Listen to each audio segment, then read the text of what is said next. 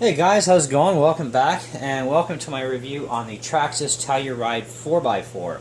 I picked this up on a trade deal in Kijiji a few days back, and I gotta tell you, I'm really enjoying this little truck.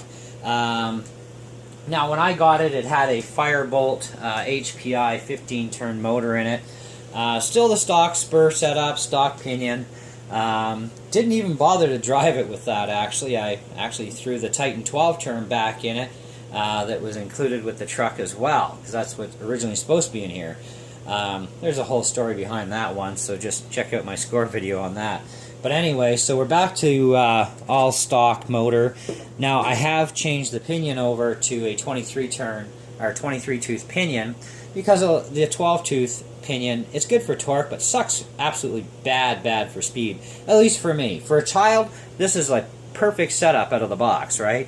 But for me, being an adult, and I'm a Traxxas freak too, I want more speed. So eventually I'm going to go brushless with this thing. But what you see is actually nothing more than a Stampede 4x4 with a couple of little changes. Okay, so if you go against the brushed Stampede 4x4 to this brushed Telluride, you're going to have different body post mounts, which are easy to swap out. Okay, different tires on the Telluride compared to the Stampede. Okay, and the A-arms are different on the brushed Stampede. Okay, and the slipper clutch is a real slipper clutch on the Stampede 4x4 brushed version. Okay, this is more like a fixed slipper. So once you torque into it type of thing with a brushless setup, it's pretty much done at that point. Okay. And this is what I found out in the last day or so since doing a little bit more research on this weird so-called slipper system they've put in. It does allow some slippage, of course, but it's pretty much fixed no matter how tight you crank that screw. Okay, so, but for a brush setup, you should never have any problems with it. Okay, brushless, that's when you're going to have to do some upgrades. You'll have to go to the Stampede 4x4. Or 4x4 VXL slipper system to have a proper slipper clutch. And of course you're going to want to upgrade to a metal drive shaft like I did last night. I modified a slash 4x4 drive shaft I had here and was able to make it fit into this thing. Because what comes with this and the brushed Stampede 4x4 is this plastic drive shaft, which is actually a piece of junk. Okay, but it works fine with a brushed setup, so no worries. You're not going to have any problems with a brush setup. Now, this is a perfect truck for kids, especially kids that like trucks. This is actually a perfect solution, and it's good budget-wise. I mean, brand new, the truck in Canada. It sells for about $419. They usually go on sale for about $299. I know Best Buy has had them on for $299 for a little while. And that's actually the better price. I think the truck is worth $300 Canadian all day long, and not a penny more other than tax. And if you got to pay shipping, you pay shipping, right? But otherwise, yeah, base price no more than $300. It's not worth any more than that in my books for a kid or an adult. Okay. Now it does have a nice suspension to it. I noticed I did some comparisons, and my shocks, the guy who last owned it, either the one I got it off of or the guy before him, because I'm like third owner on this thing as far as I know, did modify the shock positions, so which makes my shocks a little stiffer. So I got to change the attack angles to get a little bit more plush. Now stiffer you're going to want if you're going to be doing some jumping and some really good bashing with this thing.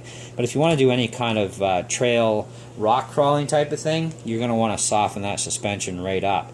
And I don't even have preload spacers in here, and she's still pretty good. But you know what? You can push down to the bottom, no problem. It can absorb really well. I've done some really good tight turning with this thing. The stock tires are awesome on this truck for an RTR. They seem to grip really well in a lot of different terrain situations. Right now it's kind of like winter time in Canada, although you wonder where the heck the snow really is, but we've gone through a bit of snow that we did have at the time, and over the cold rocks and stuff. And the tires, they do hook up pretty nice.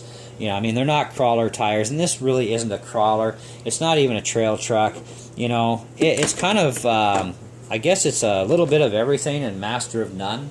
But I mean, it's a truck that you start out with, you know, and you build upon it. Like any other hobby grade RC, you buy something to build upon it, right? And there are millions and millions of combinations of modifications and mod parts that you can get for Traxxas and all the other hobby grade versions of RCs out there.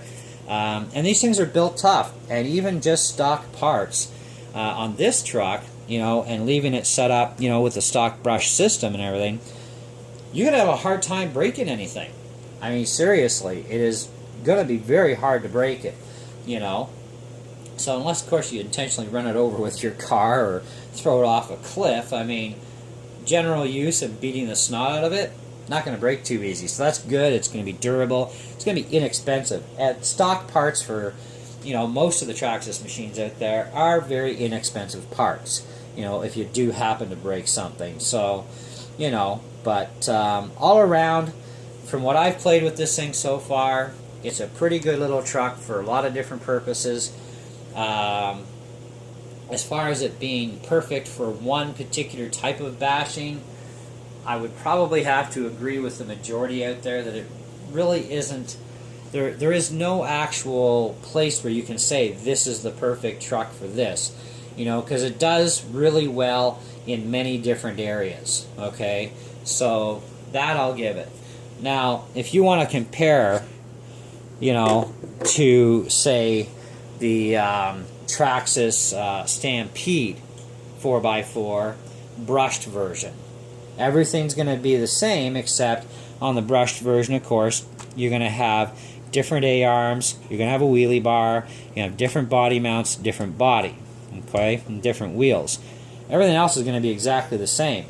Now the VXL Stampede 4x4, of course, you'll have adjustable turnbuckles, different arms, you're going to have a wheelie bar, body post, body's going to be different, wheels, of course, are definitely different, okay? And you'll also have a metal drive shaft instead of the plastic drive shaft that comes with this and the brushed version of the Stampede 4x4. So they didn't do really a whole lot of changes to make it the Telluride. And I really like the big body on this too, because it really bulks it up nice and whatnot. And it's an SUV type body as well, and it kind of reminds me a lot of the Summit too. You know, even though this thing is still way smaller than the big Summit, you know, it is split diffs. Okay, your front and rear end is definitely Stampede 4x4 all the way. Front and rear diffs are going to be exactly the same.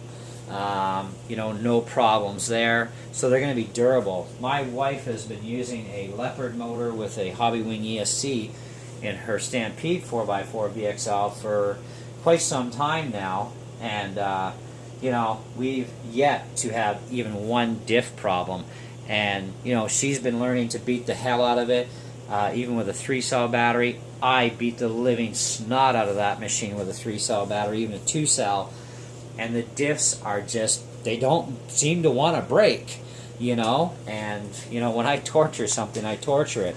So this thing here, having the same diffs under brushed power, oh, it's gonna last you for till you blow bearings out the sides, you know. And that's the only thing you'll have to replace is going to be the ball bearings one day if you leave this thing completely stock. So it is a very durable machine, okay? Now, the bad points about this machine are the plastic drive shaft. I don't know what Traxxas was thinking, but a plastic drive shaft, they know people are going to mod this, but of course, I guess that's part of the scheme of, oh, we'll make money on a metal drive shaft because they'll snap that quick under brushless power, right? So, plastic drive shaft. Don't like that part of it. The 12-tooth pinion, for an adult, it's definitely way too slow. For a child's first RC, it's perfect, because then you don't even have to worry about dialing it down to 50-50 on the ESC to lower the speed. Unless, of course, you have a very young child, in which case, yes, I would recommend that. But for kids 9 years of age and up, leave the thing full power, you know. They'll have a hoot with it. But definitely would recommend changing out that pinion for a higher tooth pinion. Now, I went to a 23 my motor temps are still like, it's barely getting warm, you know, and that's even after really laying the power to it. And I run a Lipo battery in this.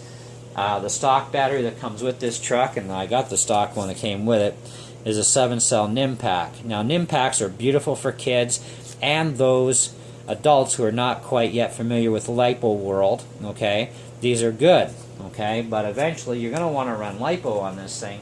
Now, it can only run a 2-cell Lipo on a stock brushed DSC, okay, which is fine. No big deal there. And that 7-cell pack provides plenty of speed, power, and playtime depending on how you're driving. Okay, you should get at least 8 minutes of playtime on a charge. Now, these things do come with fast chargers nowadays that you plug into your car.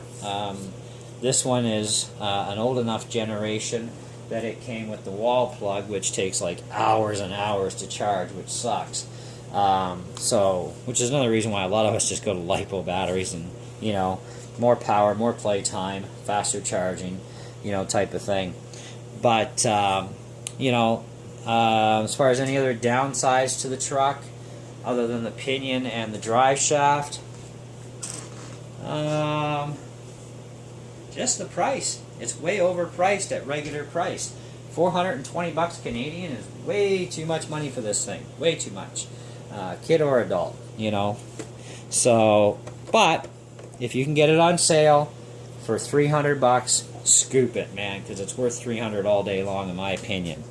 Okay, so, and you'll have tons and tons of fun with this thing. And when you start modifying it later on, there's literally limitless amounts of combinations that you can do for modifications. Now, in this review, I'm not doing any running footage. You can check out my channel for running footage. I'm going to be doing some speed runs with this thing to see how fast it's going with the 23 tooth, etc. And you will see more videos on this as I start doing upgrades too. You know, but all in all, great truck. Highly recommend it. For those of you who love your little star ratings out there of the 5-star thing, 5-star is not realistic on anything on this planet. However, I will give this a good, honest, I give it a 3 3/4 out of 5. You know, it does have a few cons to it, which is acceptable. It's not perfect, and it's got a couple little 3 nitpicky things as far as I'm concerned, but I'm an adult, right? You know, so that's why I'm going to leave it at 3 3/4. I don't want to give an adult score based on this because kids play with this thing too, right? So, but that's where I'm going to put this one. And I definitely do recommend it, especially if it's your first hobby grade RC and you're into trucks, go for this. If you're into buggies, go for the brushed Bandit as a starter machine, or the brushed Rustler. You know, start with a brushed machine and work your way up. You know, you're going to save a lot of money too, because once you start going brushless power on a lot of this stuff, that's when you start spending more money because the parts are going to snap, right? So that's when you got to upgrade to higher end parts above stock, right? But anyways, guys, that's pretty much my thoughts and feelings on this thing and my findings. I'm happy with the truck myself, you know, and it's definitely going to get a lot of mods being done to it over the next course of 2016, as well as so are all my other Traxxas machines. And I'm also getting more Traxxas machines too, so there you go. And no, I am not a fanboy of Traxxas. I just happen to like Traxxas machines. They're great bashers, you know. They take a beating and they keep coming back for more. And like I said, inexpensive on stock parts too. Anyways, that's it. That's all. Let me know what you guys think, and we'll catch you on the next one.